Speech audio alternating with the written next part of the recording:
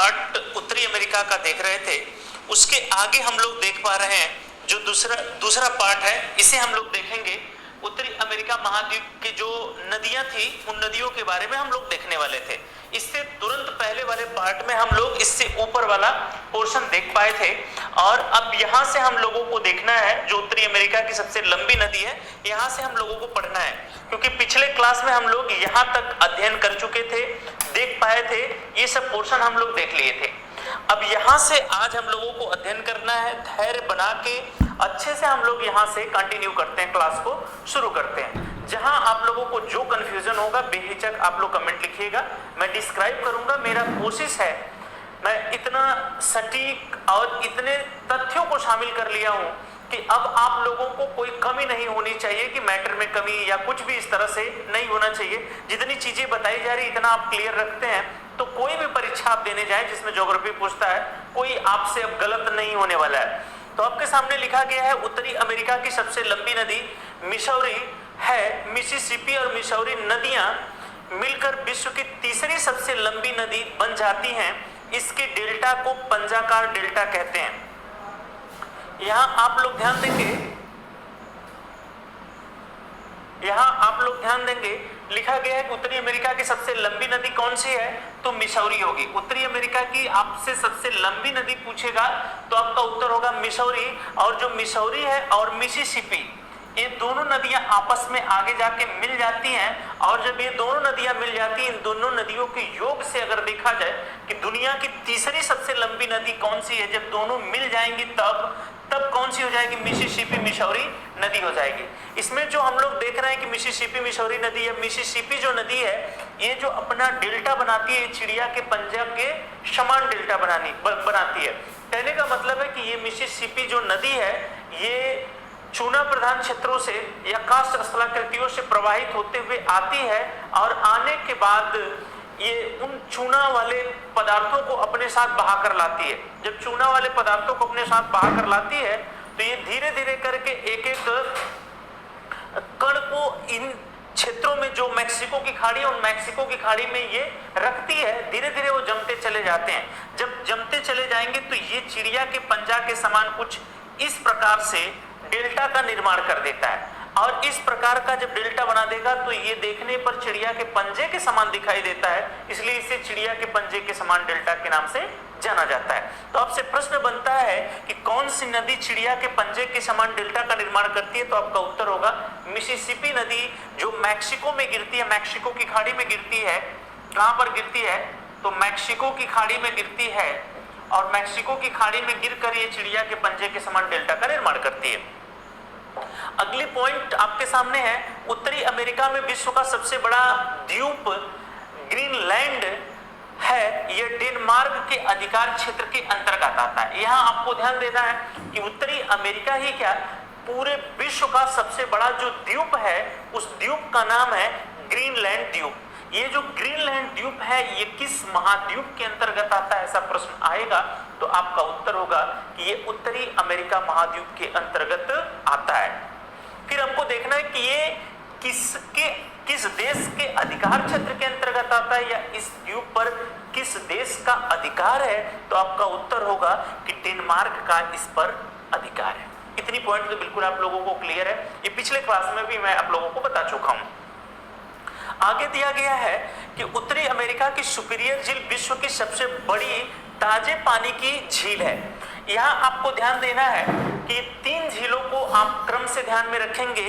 वो ट्रिक रहेगा KSV। के से आपको ध्यान रखना है कैस्पियन सागर, जो दुनिया की सबसे बड़ी झील है वो कैस्पियन सागर है, लेकिन ये खारे पानी की झील है, ताजे पानी की नहीं, खारे पानी की झील है। और दूसरे नंबर पे जो झील आती है दुनिया की सबसे बड़ी में, वो आती है सुपीरियर झील, जो यहाँ पर लिखा भी गया है सुपीरियर झील के बारे में। ये दुनिया की दूसरी सबसे बड़ी झील है, लेकिन ये मीठे पानी की झील है या ताजे पानी की झील है। तो आपसे पूछेगा कि दुनिया की सबसे बड़ी ताजे पानी या मीठे पानी की झील कौन सी है, तब आपका उत्तर क्या हो जाएगा, तब हो जाएगा सुपीरियर। तीसरे नंबर पे जो झील आती है वो विक्टोरिया आती है। जब हम लोग पढ़ेंगे अफ्रीका महाद्वीप तो यहाँ हम लोग विक्टोरिया झील को क्लियर करेंगे कि जो भी गतिविधियां इनसे पूछी जाती है उनको हम क्लियर करेंगे।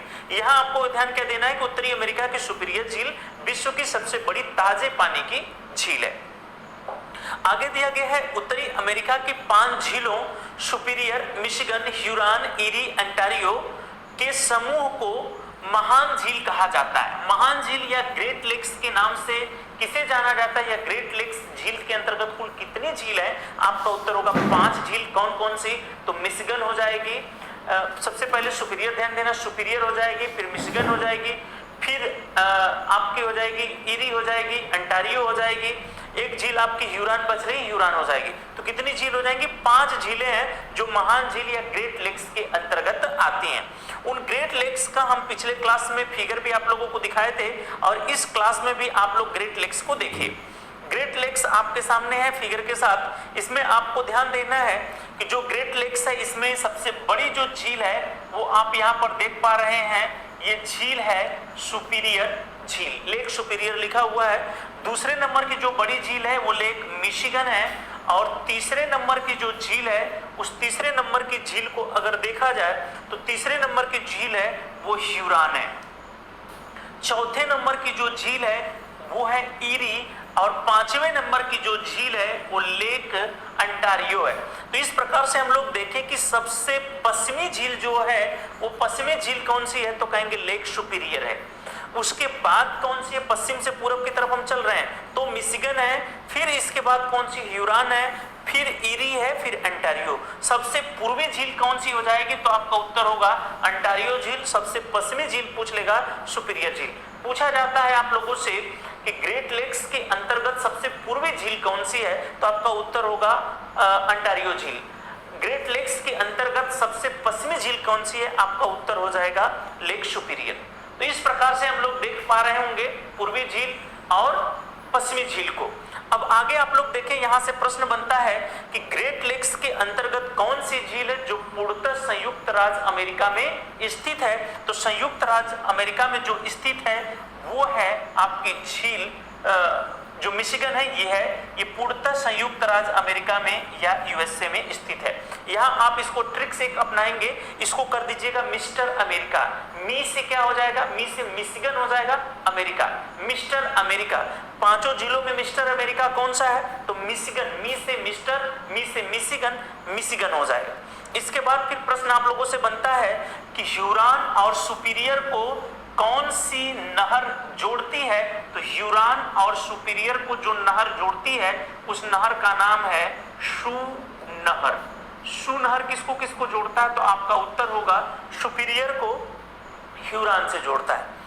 फिर आपसे प्रश्न पूछेगा कि सबसे गहरी झील कौन सी है? तो सबसे गहरी झील सुपीरियर है, उसके बाद मिशिगन है, फिर इसके बाद ह्यूरॉन है, फिर ईरी है, फिर ओंटारियो। मतलब सबसे कम गहराई वाली झील कौन सी है? ओंटारियो। सबसे अधिक गहराई वाली झील कौन सी हो जाएगी? तो सुपीरियर हो जाएगी। मेरे यहाँ ध्यान देना है कि सबसे गहरी 5 का क्रम नहीं देना, ध्यान में रखना है सबसे गहरी झील कौन सी है तो सुपीरियर हो जाएगी, ये आपको ध्यान में रखना है। अब आगे चलते हैं हम लोग। आगे दिया गया संयुक्त राज्य अमेरिका यूएसए के पश्चिमी भाग में नमकीन पानी की झील ग्रेट साल्ट लेक स्थित है। ग्रेट साल्ट लेक, अभी हम लोग इसका मैप भी देखेंगे कि संयुक्त राज्य अमेरिका के पश्चिमी भाग में नमकीन पानी की झील ग्रेट साल्ट लेक स्थित है। यह संयुक्त राज्य अमेरिका के उटाह में स्थित है। जो उटाह प्रांत है उस उटाह प्रांत में ग्रेट साल्ट लेक जो है वो स्थित है। आप लोगों को ध्यान में रखना है विश्व की 3 नमकीन झीलों को, जो सबसे खारी झीलें हैं। एक तुर्की की वान झील है, ऐसे सुन लीजिएगा, जब आएगा तुर्की तो वहां बताया जाएगा।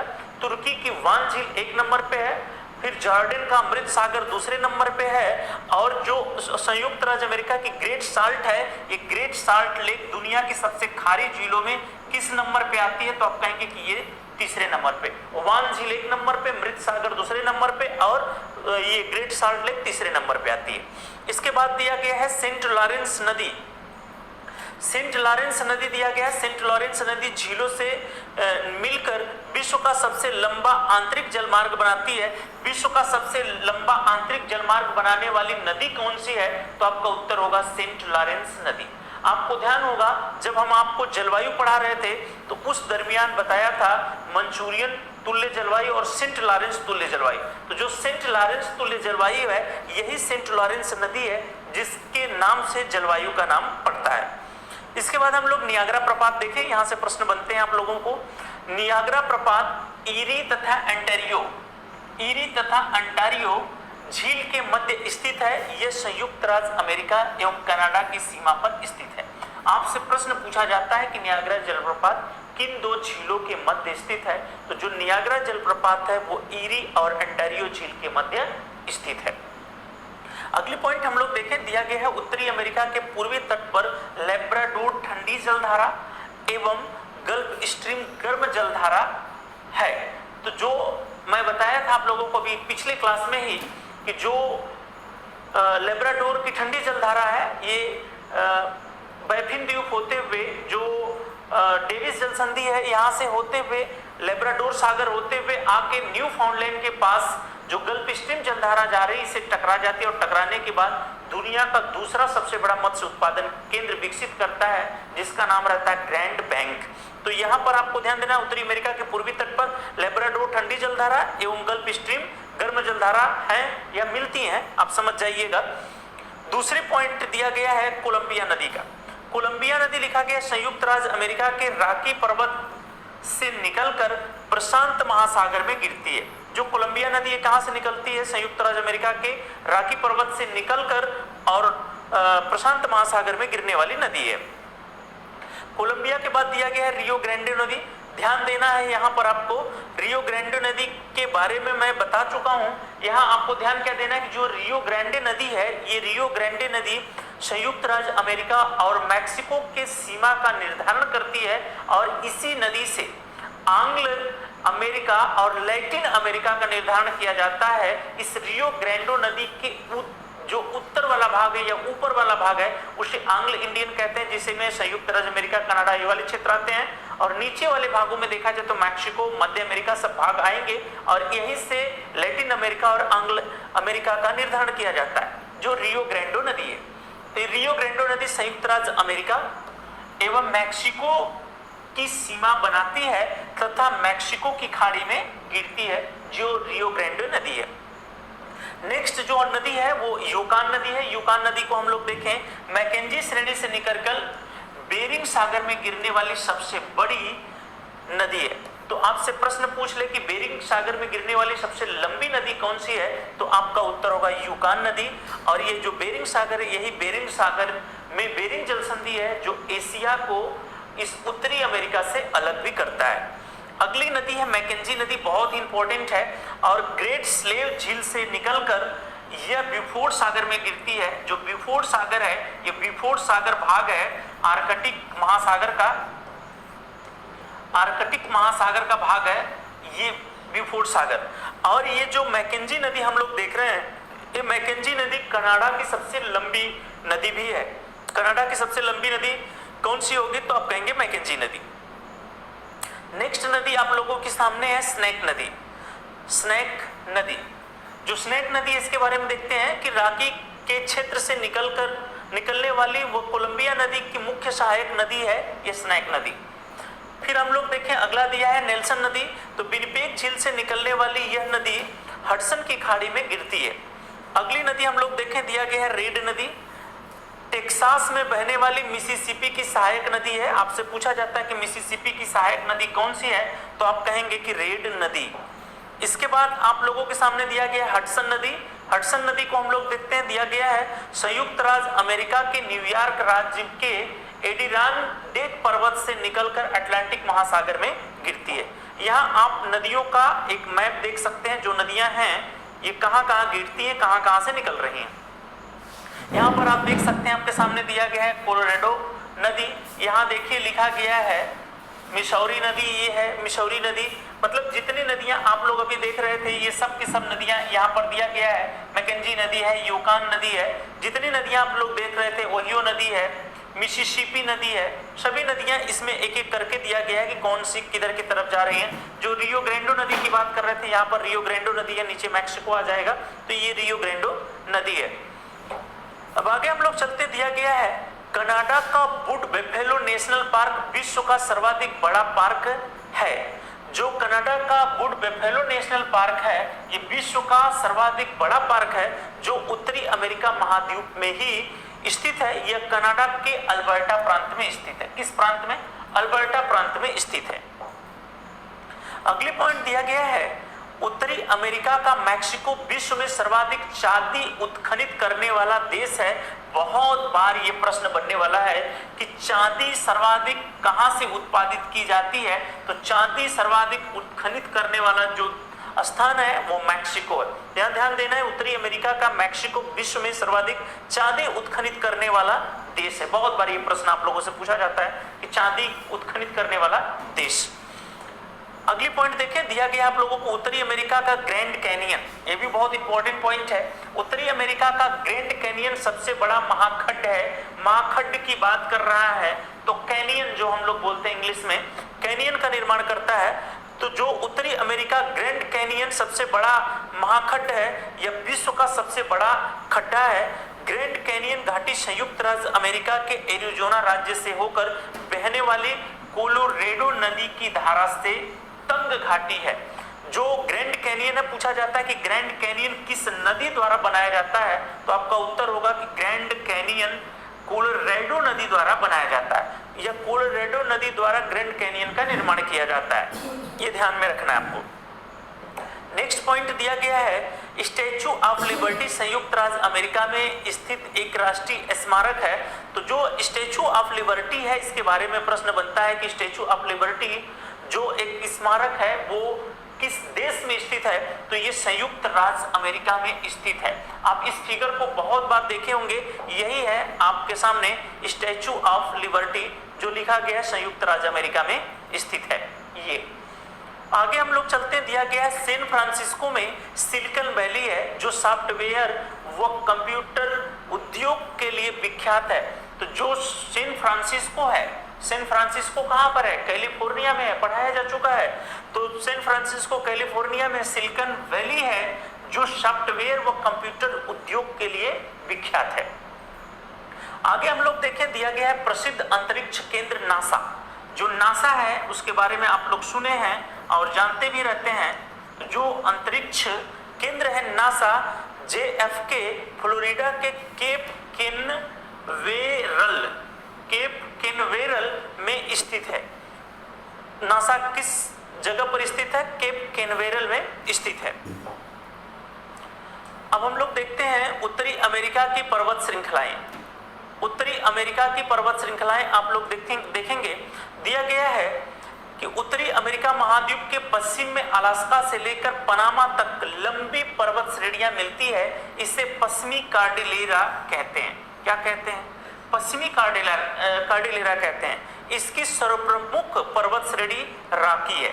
आपसे पूछेगा पश्चिमी कार्डिलेरा की सर्वप्रमुख जो श्रेणी है वो कौन सी है, तो आपका उत्तर होगा रॉकी है, जिसकी कुल लंबाई लगभग कितनी है? 6000 किमी है। रॉकी पर्वत उत्तरी अमेरिका में प्रमुख जल विभाजक है। आगे लिखा गया है कि रॉकी पर्वत की अन्य पर्वत श्रेणियां हैं। कौन कौन सी पर्वत श्रेणियां हैं? तो कास्केड है, अलास्का श्रेणी है, सियरा माद्रे है, सियरा नेवादा है आदि। ये सब किसके श्रेणी, किसके हैं भाग? तो आप कहेंगे कि रॉकी पर्वत के अन्य श्रेणियां हैं। आगे दिया गया है कि कनाडा को लैंड ऑफ लिलीज एवं लैंड ऑफ मैपल के नाम से जाना जाता है। आपको ध्यान देना है, ये पिछले क्लास में भी मैं पढ़ा चुका हूं और अच्छे से बताया गया आप लोगों को। फिर भी मैं इस पीडीएफ में कोशिश किया हूं कि जितनी भी तथ्यात्मक आप लोगों से प्रश्न बनते हैं उन प्रश्नों पे एक प्रश्नों पे काम किया जाए और एक प्रश्न भी आप लोगों से गलत ना हो। बिल्कुल आप लोग देख पा रहे होंगे कि लैंड ऑफ लिलीज एवं लैंड ऑफ मैपल नाम से जाना जाता है किस देश को? तो आप कहेंगे कनाडा को। और कनाडा के जो झंडे में पत्ती है वो किसका पत्ती है? मैपल का पत्ती है। आगे आप लोगों के सामने दिया गया है विश्व में सर्वाधिक लंबी तटरेखा कनाडा देश की है। ये भी आप लोगों को पढ़ाया और बताया गया है कि विश्व में सर्वाधिक लंबी तटरेखा किस देश की है, तो आपका उत्तर होगा कनाडा। और कई बार ये परीक्षाओं में पूछा भी गया है कि विश्व में सर्वाधिक लंबी तटरेखा किस देश की है, तो कनाडा की है। कनाडा के कुल क्षेत्रफल के लगभग 40% क्षेत्र में शंकुधारी वनों या टैगा का विस्तार है। जब मैं जलवायु पढ़ा रहा था तो उस दरमियान बताया था कि 60 से लेकर 75 अंश के बीच मात्र उत्तरी गोलार्ध में पाया जाने वाला जो जलवायु प्रदेश है उसे टैगा तुल्य जलवायु प्रदेश कहा जाता है। इसमें शंकुधारी वनों की अधिकता होती है। शंकुधारी वनों को आप देखते हैं इस प्रकार से शंकुधारी वन होते हैं, क्योंकि जहां पर बर्फबारी होती है वहां पर विकसित होते हैं, तो बर्फ अगर ऊपर से आए तो नीचे की तरफ फिसल के गिर जाए। तो शंकुधारी वनों की सर्वाधिक अधिकता कहां पर है, तो आप कहेंगे कि कनाडा में, जहां पर 40% लगभग शंकुधारी वन विस्तृत हैं। आगे हम लोग देखते हैं, दिया गया है वायुयान उद्योग की दृष्टि से अमेरिका का विश्व में कौन सा स्थान है, तो आप कहेंगे प्रथम स्थान है वायुयान की दृष्टि से। अगली पॉइंट दिया गया है उत्तरी अमेरिका के 2 अंतर पर्वतीय पठार, कोलोरेडो पठार और मैक्सिको का पठार है। उत्तरी अमेरिका के 2 अंतर पर्वतीय पठार मतलब कि जो पर्वत है, पर्वत के जस्ट नीचे शुरू होता है पठार, उसे अंतर पर्वतीय पठार कहा जाता है। जो कोलोराडो पठार है, मैक्सिको का पठार है, ये दोनों अंतर पर्वतीय पठार है। आगे चलिए, आगे देखते हैं हम लोग, आगे हम लोग चलते हैं। अगली पॉइंट दिया गया, संयुक्त राज्य अमेरिका की लोहे की प्रसिद्ध खान है। संयुक्त राज्य अमेरिका की लोहे की प्रसिद्ध खान है। कौन सी लोहे की प्रसिद्ध खान है, तो लोहे की जो खान है वो है मेशाबी खान। कौन सी खान है, मेशाबी। संयुक्त राज्य अमेरिका की लोहे की प्रसिद्ध खान कौन सी है, मेशाबी खान।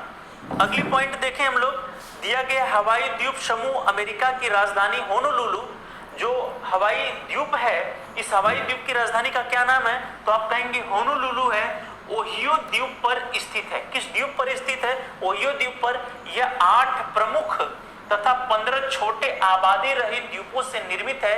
1959 ईस्वी में संघ में शामिल होने वाला 50वां राज्य है।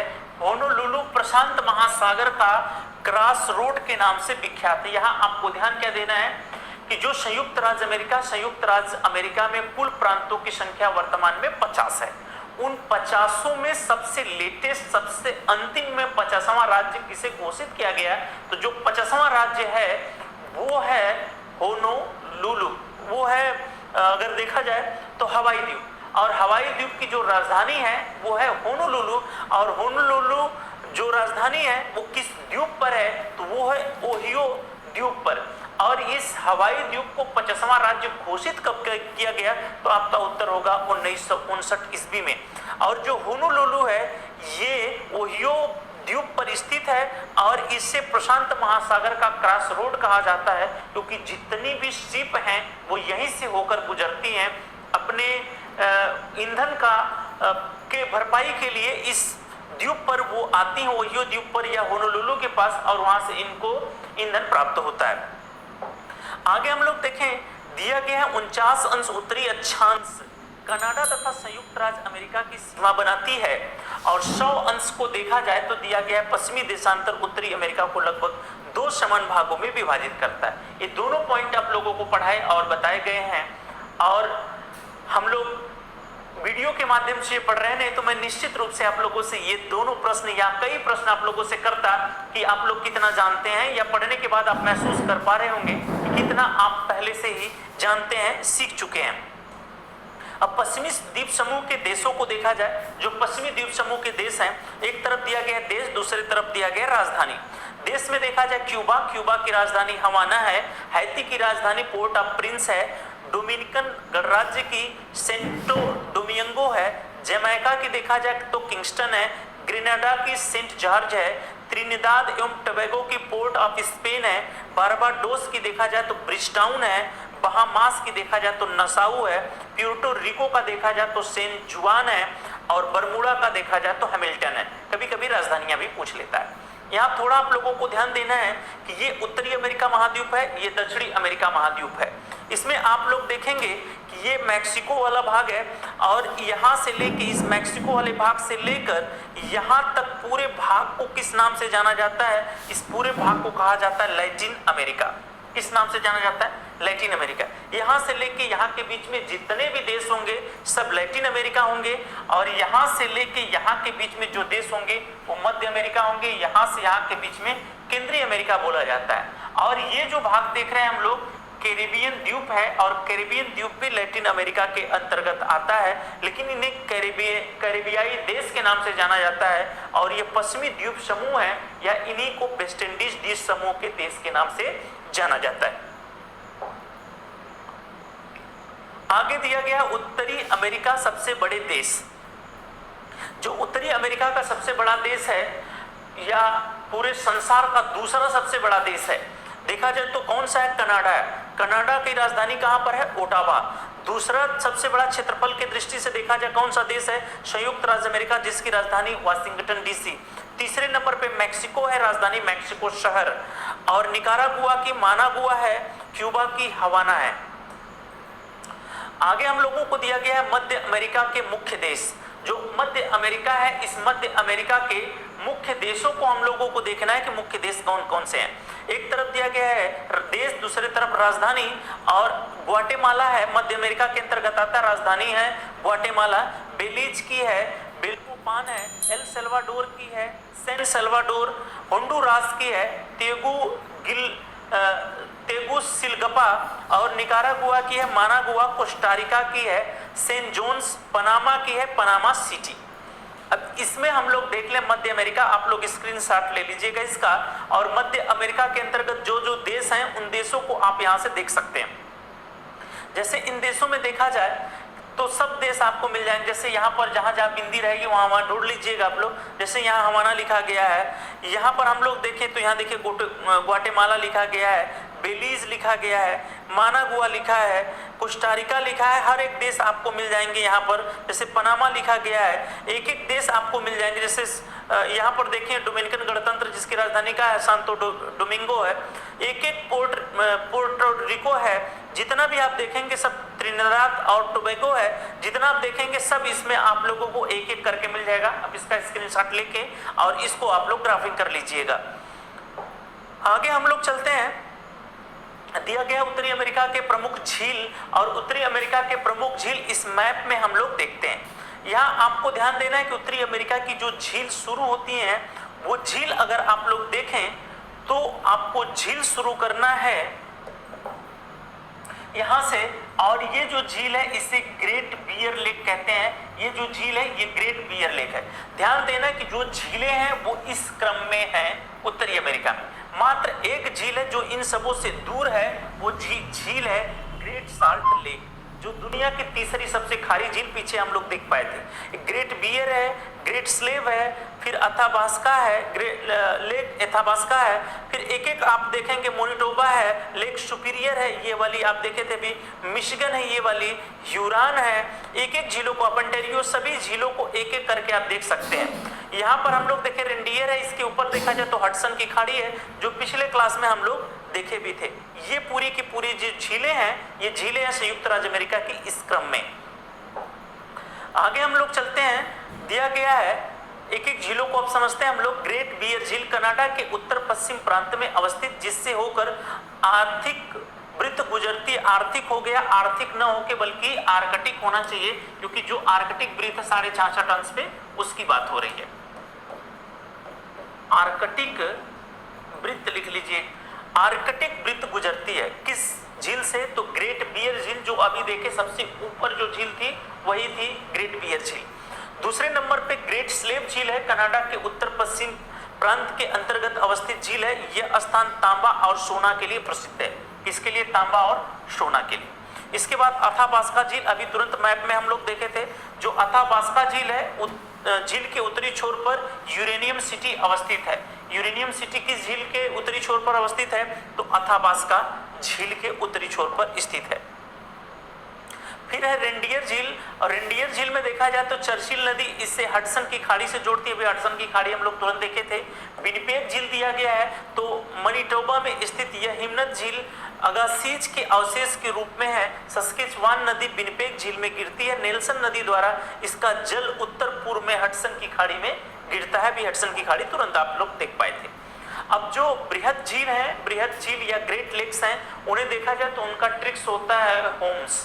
पिछले क्लास में भी मैं बताया था, इस क्लास में भी आप लोग देखिएगा, ट्रिक है होम्स। और इस होम्स में आपको ध्यान देना है कि सबसे पश्चिमी झील जो है उसका नाम है सुपीरियर। सुपीरियर के बाद आता है मिशिगन, मिशिगन के बाद आता है ह्यूरॉन। और फिर आपको ध्यान देना है कि इसके बाद जो झील आएगी वो आएगी ईरी, फिर एंटेरियो। सबसे पूर्वी झील एंटेरियो हो जाएगी, सबसे पश्चिमी झील मिशिगन हो जाएगी, और जो ह्यूरॉन और सुपीरियर झील को मिलाता है इसे कहा जाता है शू नहर। शू नहर इसे मिलाएगा। इन झीलों में सबसे बड़ी झील सुपीरियर झील है, फिर मिशिगन है, फिर ह्यूरॉन है, फिर ईरी है, फिर एंटारियो। सबसे छोटी झील कौन सी है? एंटारियो है। आगे दिया गया है, अब इन झीलों को देख लिया जाए। सुपीरियर झील विश्व की सबसे बड़ी मीठे जल की झील है, अभी क्लियर किया था मैं। मिशिगन झील ये पूर्णतः संयुक्त राज्य अमेरिका में अवस्थित है, अभी तुरंत क्लियर किया गया था। ह्यूरॉन झील है, ईरी झील है, एंटारियो झील, बृहद झील में यह सबसे पूर्वी झील है और छोटी भी झील है। नोट में देख लीजिएगा, सुपीरियर एवं ह्यूरॉन झील को कौन सी नहर जोड़ती है? तो कहेंगे शू नहर जोड़ती है। फिर ग्रेट साल्ट लेक आया है, यह स्वच्छ जल झील का अवशिष्ट है जो बोनीविले के नाम से जाना जाता है। यह दुनिया की तीसरी सबसे खारी झील है, अभी बताया गया है। लेक मीड नेवादा में है, कोलोराडो नदी पर बने हूवर और बोल्डर बांध का जलाशय। यहाँ ध्यान देना है कि ये मानव निर्मित झील है, और ये हूवर और बोल्डर जो बांध है उससे जो जलाशय बन गया है उस जलाशय से निर्मित ये झील है। आगे हम लोग देखें, दिया गया है ओजार्क झील जो मिसौरी में है। फोर्ट पेक झील जो है वो मोंटाना में है। अब अपलेशियन पर्वत तंत्र हम लोग देखेंगे। आपको ध्यान देना है कि जो अपलेशियन पर्वत तंत्र है, ये अपलेशियन पर्वत तंत्र जो संयुक्त राज्य अमेरिका है, इसके उत्तरी पूर्वी भागों में, या हम कह सकते हैं कि जो पूरा उत्तरी अमेरिका महाद्वीप है इसके उत्तरी पूर्वी भागों में स्थित है। अब इसके बारे में हम लोग देखते हैं, यहाँ से प्रश्न आप लोगों से बनते रहते हैं।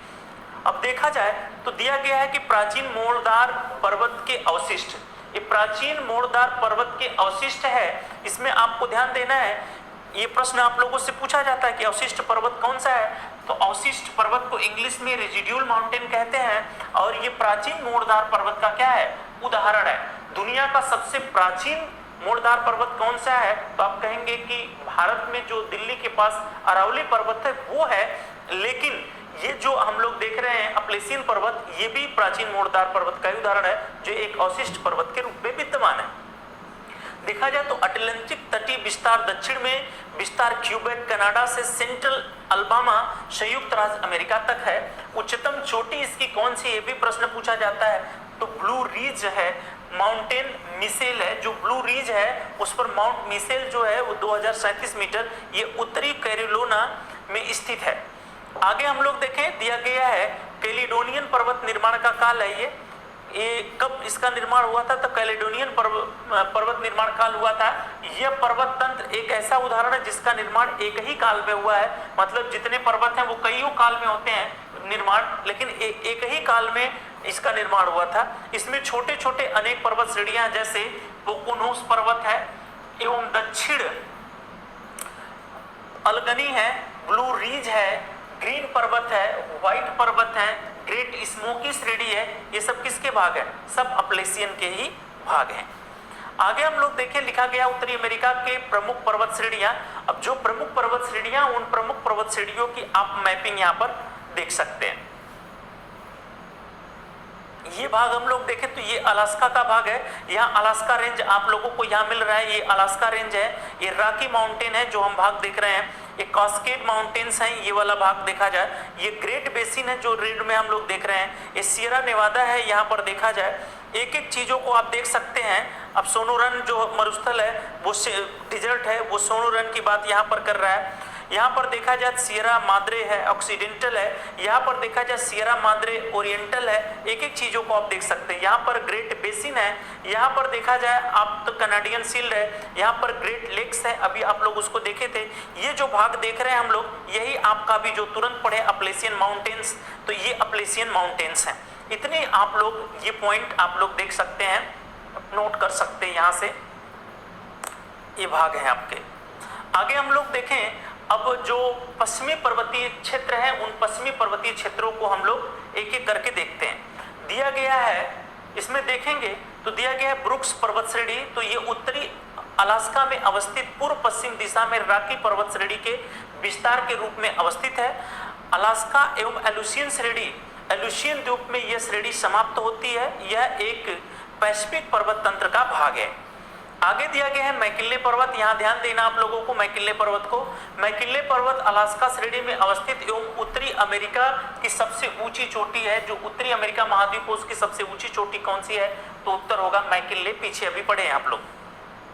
पश्चिमी कार्डिलेरा दिया गया है, तो यह उत्तर एवं दक्षिण दिशा में विस्तारित 3 समानांतर श्रेणियों का संयुक्त रूप है।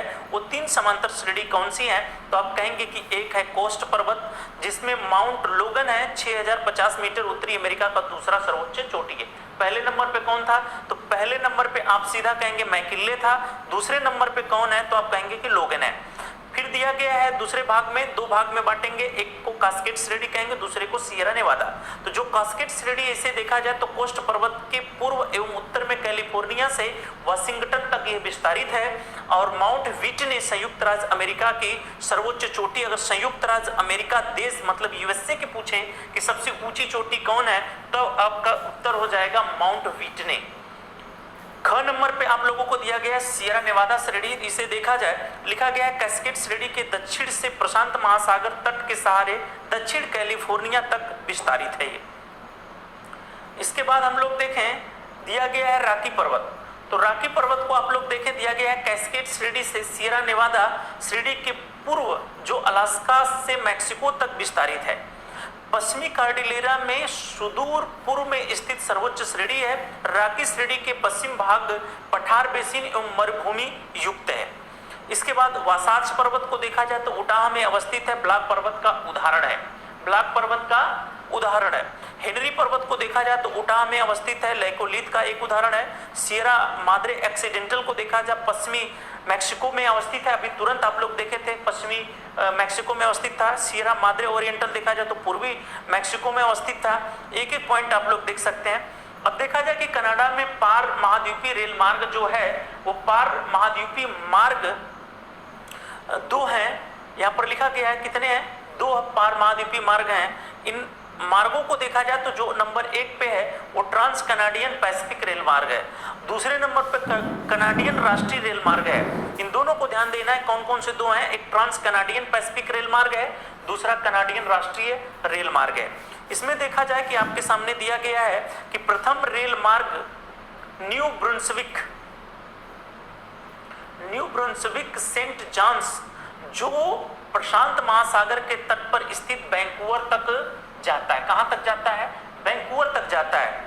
ये आप देख सकते हैं इस मैप में। देखिए यहाँ पर आपको वैंकूवर मिल रहा है, यहाँ पर हैलिफैक्स मिल रहा है। ये पूरे भाग को आप देख सकते हैं, मैपिंग कर सकते हैं और एक एक पॉइंट आप लोगों को दर्शाई गई है आप लोगों के सामने। दूसरा जो रेल मार्ग है उसे देखा जाए, दूसरा राष्ट्रीय रेल मार्ग जो नोवा स्कोशिया के हैलिफैक्स, अभी हैलिफैक्स आप लोग देखे हैं, ये हैलिफैक्स है यहाँ पर 3 नंबर पे। हैलिफैक्स से ब्रिटिश कोलंबिया के प्रिंस रूपर्ट तक जाता है। ये इसके एक दृश्य है जो पर्वतीय श्रेणियों से ये जो रेलवे है ये रेलवे गुजर रही है। इसके बाद लास्ट पॉइंट हम लोग देखें, दिया गया है सेंट लॉरेंस की खाड़ी तथा ग्रेट लेक्स के औद्योगिक क्षेत्र प्रदेशों से गुजरती हुई ट्रांस कनाडियन हाईवे अटलांटिक महासागर तथा प्रशांत महासागर को जोड़ती है। तो इस प्रकार से हम लोगों का रहा जो महाद्वीप था उत्तरी अमेरिका, इसके जो तथ्यात्मक बिंदु थे जो आप लोगों के परीक्षा की दृष्टि से अति महत्वपूर्ण था, और आप इसे बिल्कुल जितनी चीजें बताई गई है इसे आप लोग लिपिबद्ध कर लेंगे। 1, 2 बार 3 बार इसे इन बातों को पढ़ लेंगे और एक एक ग्राफिंग आप लोगों को दिखाई गई, उन ग्राफिंग्स को आप पूरा कर लेते हैं तो आप कोई भी एग्जाम ज्योग्राफी से देने जाए, मैं बस स्टेट सुपर टेट की नहीं बात कर रहा हूं, कोई भी एग्जाम दे रहे होंगे सब के सब आपके होने लगेंगे और जो भी आपको पेपर मिले मार्केट में सब धुआंधार एक तरफ से सॉल्व करने लगेंगे। तो जितनी चीजें पीछे पढ़ाई गई है वो कवर करिए, जितनी मैपिंग करी जा रही है, मैपिंग मैं इसीलिए कोशिश कर रहा हूं कि बिल्कुल जीवंत चित्रण आपके सामने प्रस्तुत किया जाए कि आपके दिमाग में बिल्कुल छवि बन जाए और आपको ज्यादा समय तक ये याद रहे। अब इस वीडियो को कई बार देख लेते हैं तो जो चीजें आपको बताई जा रही है बिल्कुल आराम से धीरे धीरे चीजें बताई जा रही है, एक बार आप मेहनत करके अच्छे से पढ़ लेते हैं, निश्चित रूप से सफलता आप प्राप्त करेंगे। तो आज के लिए बस